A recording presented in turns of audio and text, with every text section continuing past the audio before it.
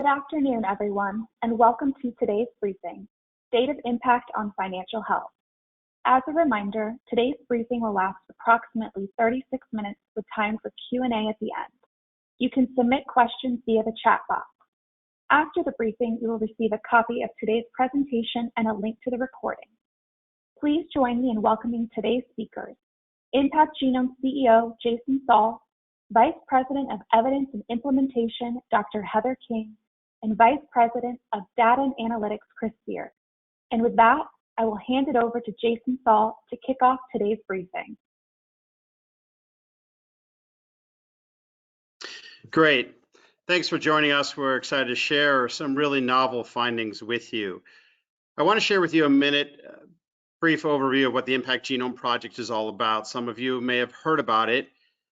It's really quite simple. Our goal is to create a universal standard for analyzing the effectiveness of social programs.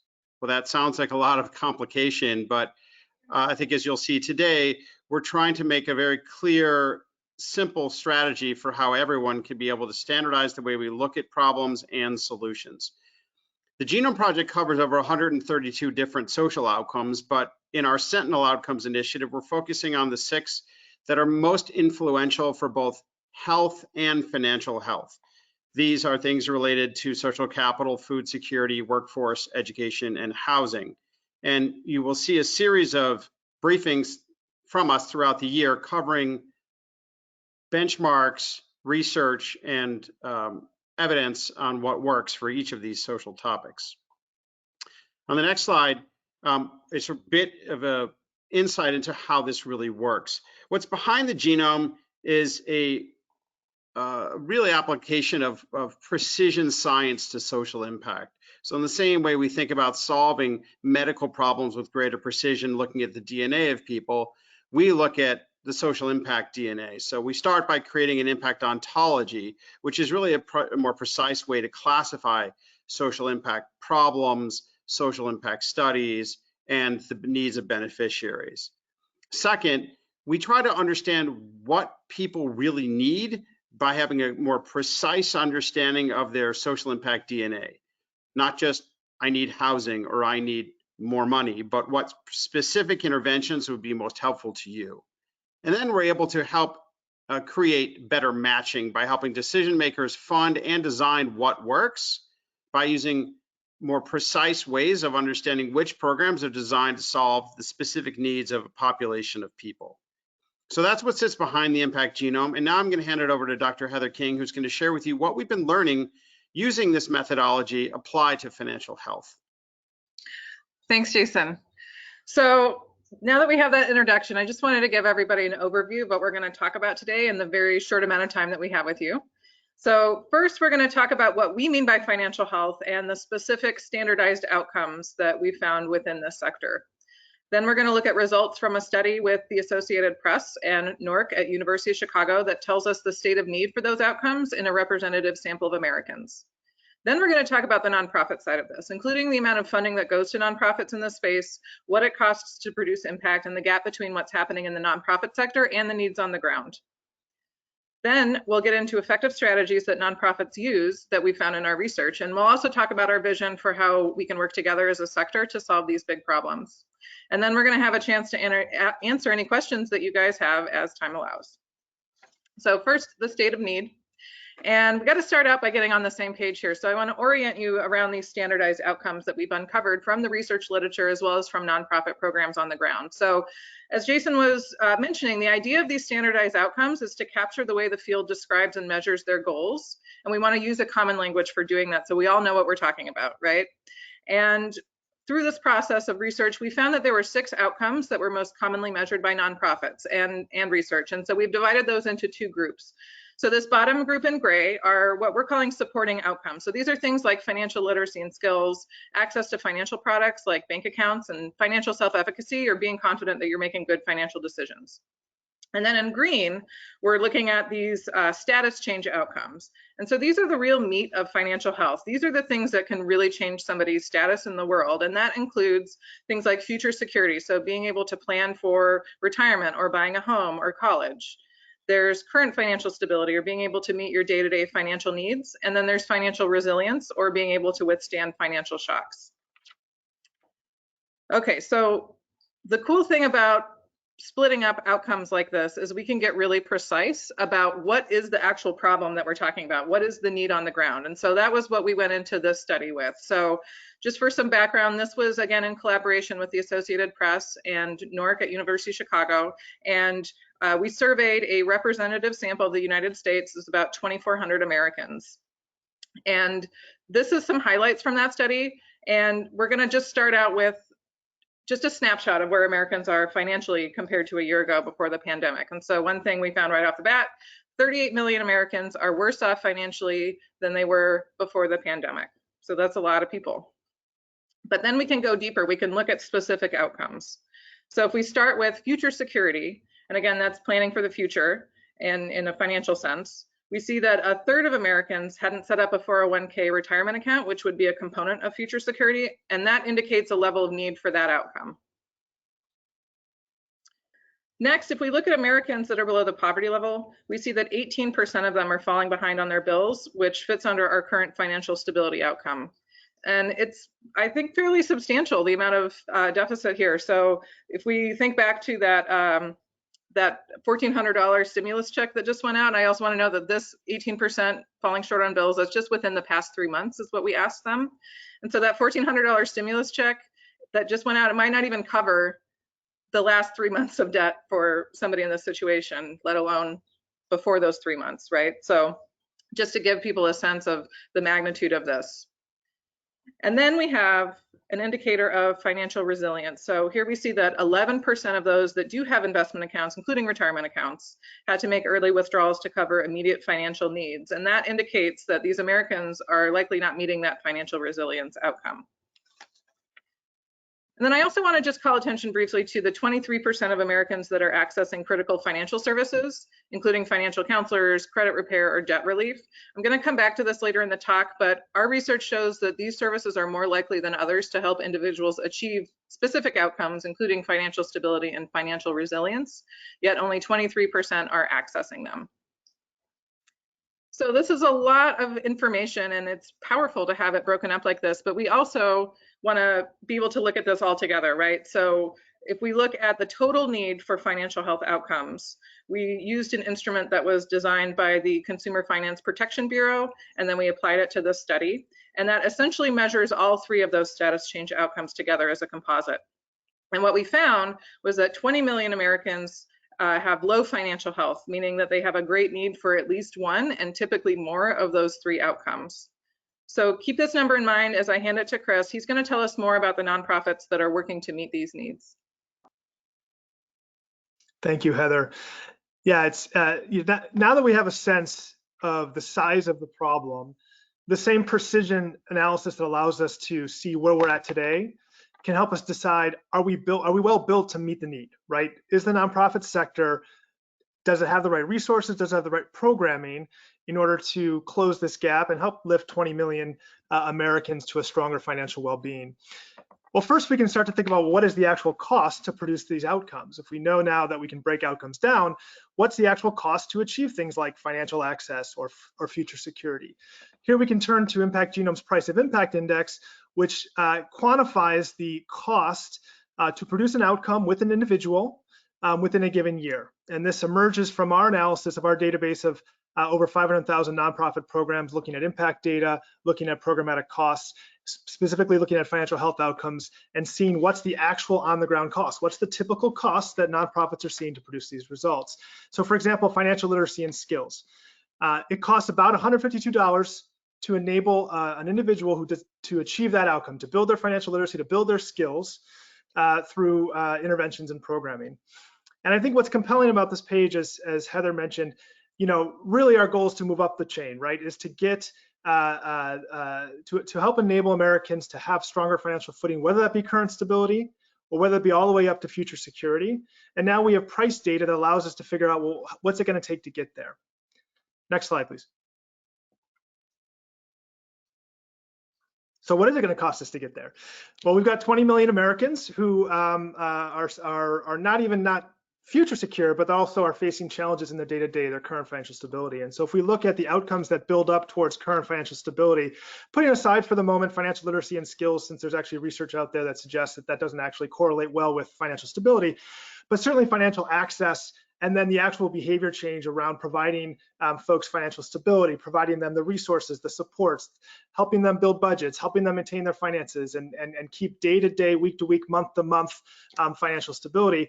That cost is about $1,850 when you consider the cost of access plus financial stability, about $1,850 to help produce that outcome. So for 20 million Americans, that's a $37 billion dollar problem. It's going to require at least a $37 billion investment to enable each one of those Americans to have current financial stability. If we want to push further, if we want to ensure it's not just current stability, but future security is also at play, and these Americans actually have strong financial footing for the future, then we need to consider these other outcomes like resilience and security. When you add in the security benchmark of $1,100, we find that the total cost of solution grows to $60 billion. So that's where we're at. If we want to close the gap, it's going to require between $37 billion and $60 billion. So where are we at today? Let's take a look at the next page. So our analysis, again, of the nonprofit sector shows there's about 7,200 nonprofit programs, interventions out there working on the ground with Americans to help achieve at least one of these financial health outcomes. And when you look to see the resources flowing into those programs, it's about $3 billion.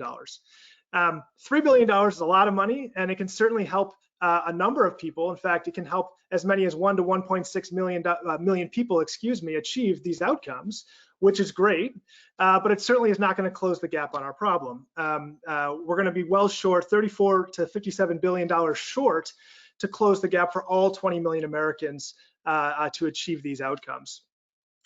That's a big number, obviously, and that's something we're going to talk about here in a moment. A bit of good news, about 59% of these programs and about 72% of this investment are going into the communities that need it the most. So we are directing resources to the right places by and large. It's just there's not enough resources going into solving this problem if we're serious about solving this problem.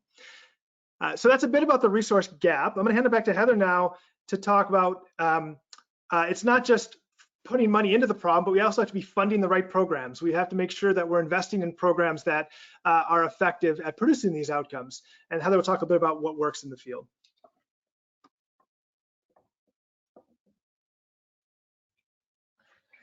Thanks, Chris. Okay, so now we know the state of need and we know the size of the gap between the need and the nonprofits. But we don't just want to talk about the problem here. We want to talk about how to fix it and what's the solution. So luckily, there's been actually quite a lot of research done to understand which strategies are likely to help those with low financial health. But it's often really difficult to look across multiple studies to pull out the best practices in a systematic way. So this is actually another application of our standardized ontology. So just as we use them to define outcomes, we can similarly standardize the components of programs themselves. So essentially, we can open the black box of a program and pull out what's happening inside of it. And we did this for over 200 research studies, and this was a project funded by Lincoln Financial Foundation, and they funded this work specifically to advance the field and make sure that this information gets to you all and your colleagues and peers. So I just want to really thank them for that, because I think this is really going to help the sector better understand where we are and what we can do to really solve these problems. Okay, so there's a couple of things going on in the slide, but first I want to look at this left-hand column here. So through this research, we can now show the range of strategies that programs use, and that's again in that left column. So just for those of you that might be thinking, well, my program doesn't just do one of these things. No, that's true. Usually a program is going to use multiple strategies together, and that's one of the things that makes different nonprofits unique is the combination of strategies that they use. And we now know the range of strategies, and we have a standardized way of defining and finding these strategies in programs or research. And that ranges from things like critical financial services, so I already talked about that one. And again, those are services that focus on an individual and their specific personal finance needs. And that's different from things like just general information about personal finances. So the difference with the critical financial services is you're sitting down with somebody who can really give you expert advice about what's going on with you and your particular situation, instead of just maybe giving a pamphlet that talks about here's the range of retirement accounts available, right? That might not be relevant to you. So you need somebody that's going to sit down with you and really help you out with what's going on with you. But we see a lot of other strategies too. So something like helping individuals generate more income, or even connecting them with non-financial services that they might need, like housing or food. That's another thing that nonprofits certainly do, because all of that is important. I mean, even this whole Sentinel Outcomes initiative is kind of about that. There's a lot of things going on that might impact someone's health and financial health, and it might not be just what's going on financially with them. It could be that they need food or housing or other services. So here's the range of things that nonprofits are doing. And then once we had that information, we could then perform a meta-analysis. So basically that's looking for patterns between the presence of some of these strategies and then how successful a program is. And so one really important thing that we found was that these strategies are not one size fits all. So this one set of strategies might work really well for something like current financial stability, but it might not work that well for future security. It might work, but maybe the critical financial services is going to work a little better. So we can even see that visually here, because each of these outcomes on the right-hand side has many different colored boxes underneath them. So that means that there's a range of strategies that are likely to be effective, but those are different depending on what you're trying to achieve, which totally makes sense. So like, let's say you wouldn't use the same recipe to bake a cake that you would to make cookies. There might even be some of the same ingredients in there, but the proportions are going to be different. You're going to mix it in a different order. And that makes a lot of sense because the outcomes are different, right? A cake and cookies are not the same. And so you're not going to use the same recipe to get, you know, these different results. So it's the same thing here. It's the same concept of you need to tailor the strategies for the outcome that you're trying to achieve. And then another thing we found is that there is this one category that shows up the most, and you can probably guess which one that is because I've talked about it like 3 or 4 times, and that is the critical financial services. So that's what provides personalized help for an individual's specific personal finance needs. And not only does that show up as an effective strategy for financial resilience and current financial stability, but also for financial self-efficacy. So this is just an example of how you can use an analysis like this to make smart decisions about how to design your program or what to fund. Because if you're seeing strategies like this, like a program that does financial counseling or tax preparation or credit repair or debt reduction, then that might work for multiple outcomes, and you might be getting a better bang for your buck by building that program or investing in that program. So it's important to understand, like, what is the goal, what is the outcome, and then what are you going to do to achieve that goal, and being really thoughtful and using evidence to understand, well, what does the research say about what is going to get me to that outcome? And then overall, the point here is that addressing the on-the-ground need is not simply a matter of more spending.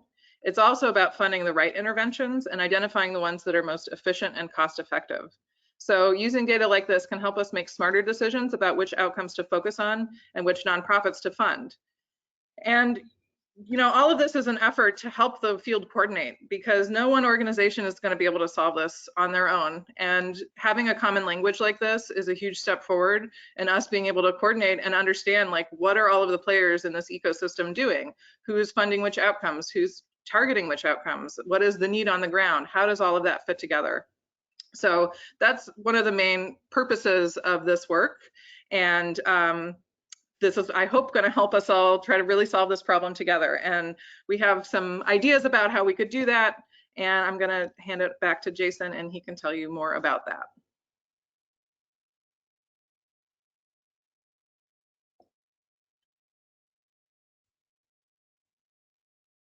Jason, you're muted.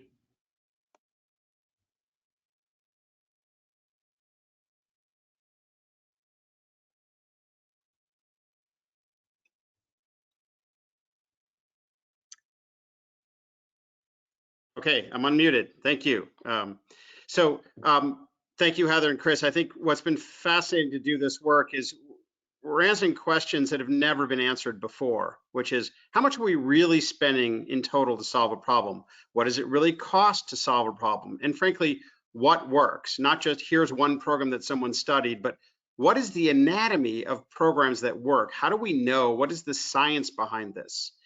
What we're really trying to do as a field, and what we'd invite you to be a part of, is a new frontier in science. It's something we call impact science. So instead of guessing, instead of spraying and praying, or frankly, overfunding problems without really knowing what the right interventions are, we can lead forward a new movement to rationalize our spending to fund what works. And there's three main drivers or problems that we're trying to solve in doing this work. The first is that we want greater precision versus guessing. Let's use data and science to figure out how to solve the problems versus finding nice organizations that we think are cool or interesting and giving them money to see if they get an outcome. So precision versus guessing. Second, waste versus ROI. I mean, one of the things that Chris shared with us that was fascinating is it's a $37 billion problem to get Americans financially stable. It's not a $1.9 trillion problem. It's a $37 billion problem. And we also know that the nonprofit sector is really only 10% of the resources to solve that problem currently. So we can get better ROI from our spending. And last, we can also dramatically reduce the burden on the nonprofits that are in the field by standardizing reporting versus idiosyncratic reporting where everyone reports whatever they want. We have a common set of outcomes. We know what it costs to produce an outcome on average. Let's see which programs can produce which results at which cost for which types of beneficiaries. By solving these problems, we can actually move the needle on a massive social issue like financial health. And so we want to invite you to be a part of a consortium of the Impact Genome focused on financial health. We work with funders to fund what works, to streamline their reporting so they can get really amazing final reports, and also to be able to encourage nonprofits to get impact verified so that we can see in clear terms what impact they're able to produce and help match them with the funders that are interested. So we'll be sending a follow-up to invite you to be part of our consortium because all of our work is publicly funded and it's all designed to be able to really effectively solve social problems. At this point, we'd really like to turn it over to you to see what questions you have and how we can answer them. So we have a few questions that popped up here. I'll start with a question for Heather saying, regarding the strategies, where do insurance products like renters insurance fit into this picture? Are those relevant to the groups that we are looking to address? Yes, that's a good question. Let me see if I can find it. I believe that there is a category here on resources. I'm not seeing it. I apologize. I'm not seeing it, but I know that is definitely one of the strategies that programs use. And it's actually also matches one of the criteria in the financial resilience outcome, as if you have something like home insurance or renter's insurance that actually protects you, right, in case of an emergency. So that also helps meet an outcome, but it's definitely in here. I don't think it was within the critical financial services, but that is something that is important. And you know, it's likely to be more important for something like financial resilience because that helps meet that outcome. But I think what you're getting at is like, there's not only a difference in the strategies that you might use for the outcome, but also for the group of people that you're trying to help. And that's also true. So that's another future analysis that we would like to do with this work. We've done that in a couple of other impact areas, including education, but that is kind of the next level down of like, okay, we want to get this outcome, but we want to get it with this group of people and their context and what's going on with them. And there might be differences in the strategies that would be most effective for doing that. Thanks, Heather. Another question, maybe this is intended for Chris. Can you share or have you already shared the existing research you reviewed for this project? Yeah, there's a few different data sources coming in. So the AP-NORC Impact Genome Poll, that data is available. The summary and the data is available if you do a search for it, but we can try to get the link out there as well. We also do, and Heather can speak a little bit more to this if more depth is required, but we also do literature reviews of formal research into financial health. And so again, with the support of Lincoln Financial Foundation, we were able to look at several hundred formal evaluations of financial health programs structured into individual outcomes, and then tagging them with these different frameworks and doing this meta-analysis in order to come up with the conclusions you saw around what types of strategies tend to be most effective for which outcome. And then the third data stream we have is data on the nonprofit sector. which inform most of the price of impact index discussion and the size of the current capacity of the nonprofit field. That comes from a mix of data we collect directly with nonprofits who are part of our system, as well as through publicly available sources like 990 tax data and others that we bring into our system and analyze. Thanks, Chris. The AP-NORC information is available on the AP-NORC website if you just Google AP-NORC, Center for Public Affairs. This is a question for Chris or Heather. How do you separate financial health from basic living needs like employment, housing, education, food, healthcare? Are these separate costs or part of the investment estimate? That is a great question. So Jason mentioned at the top of the call that we have 132 of the most common social outcomes that we've standardized, and that includes all of those things that you just said. And the Sentinel Outcomes Initiative generally is covering a breadth of those too. So we understand that even when it comes to like physical health, all of these things are important. We know when it comes to financial health, certainly that's going to be impacted by your income or your level of education, or whether you have access to food or housing, as I had mentioned earlier. But the idea is that we really want to be able to isolate each of those, and there's a lot of power in that. Like if we have these little pieces of outcomes, we can combine them in ways that make sense depending on the question that we're trying to answer, and that's more powerful than kind of starting out by putting them all together, right? So there are different benchmarks for cost and effectiveness for each of those outcomes, and that's why we split them up, because we want to be able to really get precise about like which, not just an education outcome, but like, are we talking about getting into college? That's a different benchmark and outcome than finishing college. Those are different things, and there's different strategies that you could use to achieve those. So it is really important that we split those up into these more precise outcomes. So another way of saying that the total cost you see of solving the problem is not the cost for all those outcomes, it's the cost for discretely the financial health outcomes. Each outcome has its own separate cost. Another question was regarding precision or using data to fund what works. What is the balance between funding proven heavy hitters with big data collection capabilities versus funding smaller community organizations that are historically under-resourced, thinking from an equity lens? So one of the applications of this that we've seen is having this common language to talk about what you're trying to do as a nonprofit and how you're doing it is actually really powerful in democratizing program evaluation. So like I was a program evaluator for a long time, and we would make these really idiosyncratic frameworks for what this specific program is doing and their specific outcome and how they're measuring that. And that's really great for that program. But other programs like that aren't going to have access to those details, right? And so part of why we're doing this is to be able to say, okay, here's a menu of outcomes, and we've already defined them. We've already told you, you can look more into our website, but we have specific criteria under each of these outcomes. I mean, I had just kind of like that top line summary of generally the concept of the outcome, but underneath that, there's actually evidence-driven criteria that you can tell, like, I met this outcome or I didn't meet it. And that kind of has done a lot of the work that an evaluator would do for you, right?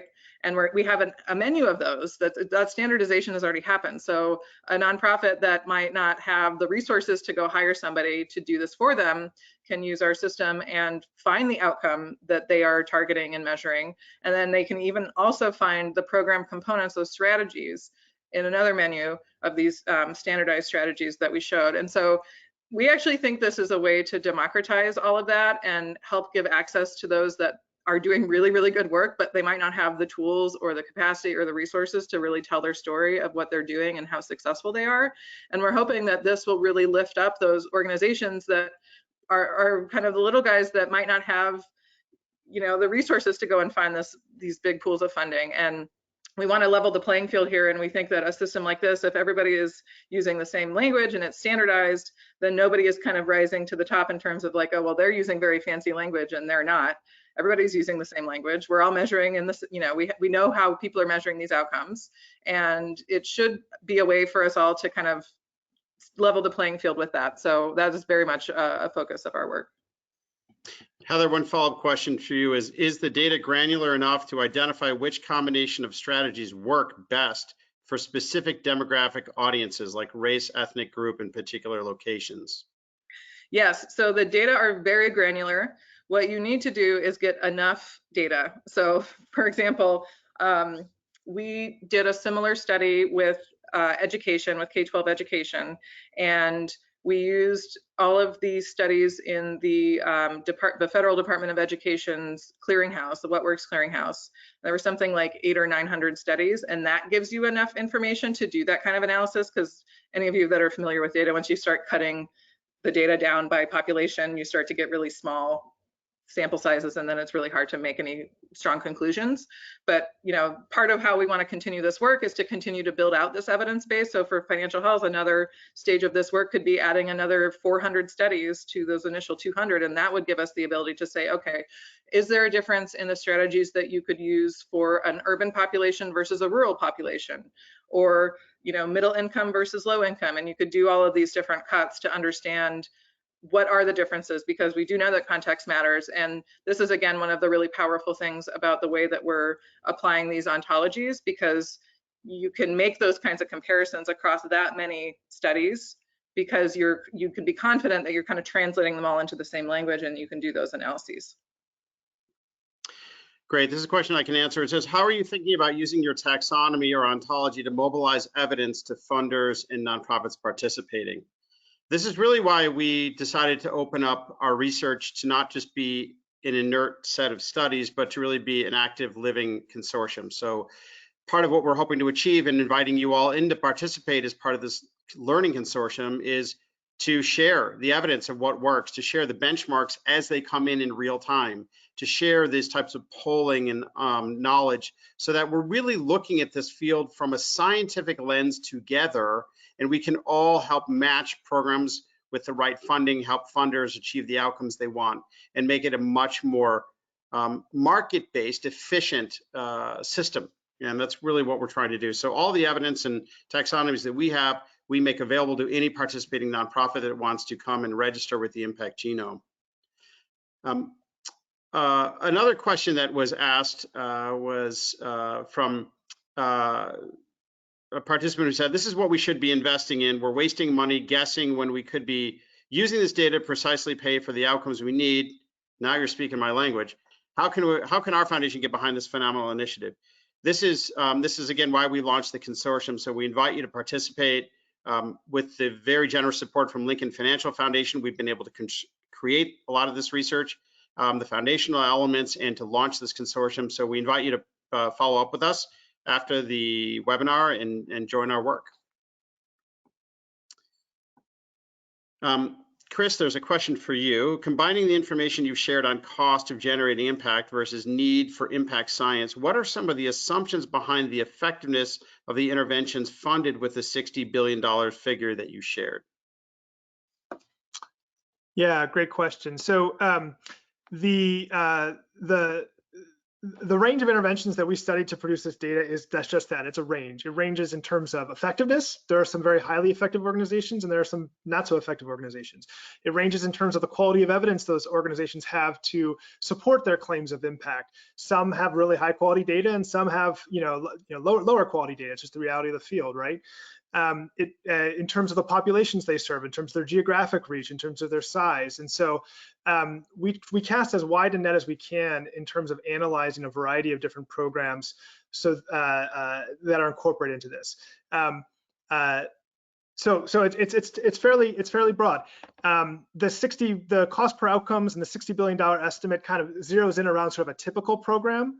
So when you kind of look across that diverse field of programming, what does sort of typical programming look like to get to this number? But certainly in certain communities, for example, the cost might be slightly higher than the cost per outcomes on it. In fact, we won't go back to it now, but on the initial page, you might have noticed there was a range underneath the cost per outcome. And that range respects the fact that there is probably no absolute average cost per outcome, that some communities may require more or less investment. Some individuals might require more or less investment. Some areas might cost, it just might be cost more to run a program in a particular area, some of these sorts of things. And so that's part of the precision that Heather was speaking to around population. How do we make sure the strategies fit the individual?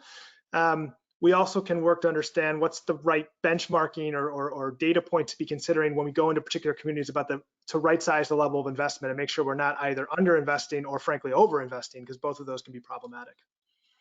Thanks, Chris. I'm going to kick it back to Heather now to close us out, as we promised you we'd limit it to 36 minutes. So Heather, back to you. Yes, thanks for joining today, everybody. So as a reminder, everybody that's registered for today's briefing is going to get an email with the recording and the presentation materials. And then if you have any questions or would want to discuss anything further, please reach out to us. Our general email is info@impactgenome.org, or you can contact us directly. I think our contact info will be in the slides when we send them out. And then I did want to mention that our next briefing as part of the Sentinel Outcome Initiative is on social capital, and that's planned for Tuesday, June 29th at 2 p.m. Central. And we're just now looking at that research. We just got the findings back from AP-NORC, and they're really exciting. So we're really anxious to talk about that, and look for more details on that in your email. And we are just at 36 minutes, as we promised. We are willing to, no, we are done. No more questions. We are good. 36 minutes it is. We did it. So great. Well, we hope we'll continue on the journey with us. We're hoping to be a really objective source of how to actually solve social problems in America. So thanks for joining us today, and thanks, Chris and Heather, for your great work.